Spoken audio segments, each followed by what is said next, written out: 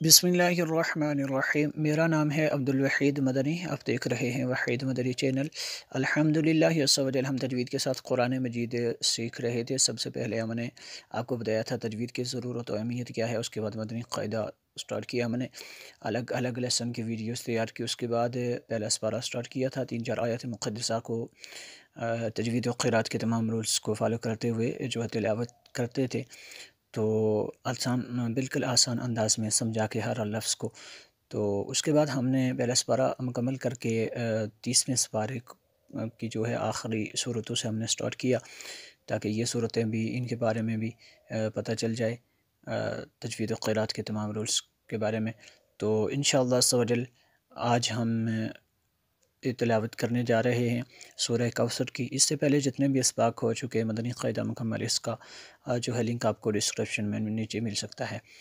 تو چلیں بنا ٹائم ویسٹ کیے چلتے ہیں سبق کی جانب۔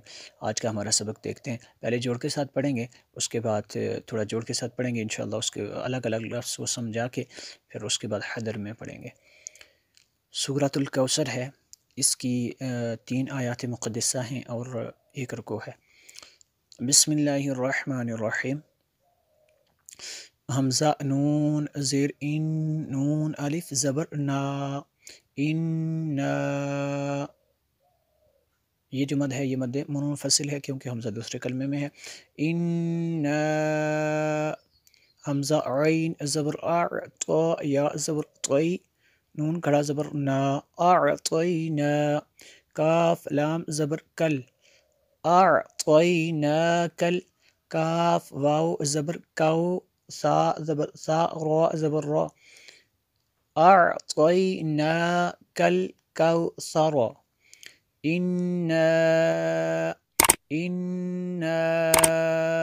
اعطیناکل کوثر، وقف کریں گے، کل کوثر ایسے اس کو پڑھیں گے۔ فصلی، اب جوڑ کے بغیر پڑھتے ہیں، یقیناً آپ کو جوڑ کے سمجھ آ گئی ہوگی، جو لفظ مشکل ہے اس کو دیکھ لیں گے۔ فا زبر فا، صاد لام زبر صل، لام زیر لی، فصلی لی، یہ دیکھیں، فصلی لی ربک، 2 لام ہے، لی ربک وانحر، وانحر، ان، نون مشدد ہے غنہ ہوگا، ان شانئک، شانئک، شانئک هو الابتر، اب هو الابتر، هو الابتر۔ اس کو ایک مرتبہ حدن میں دیکھ لیتے ہیں۔ بسم اللہ الرحمن الرحیم۔ انا اعطیناک الکوثر، انا اعطیناک الکوثر فصل لربک وانحر، ان شانئک هو الابتر، هو الابتر۔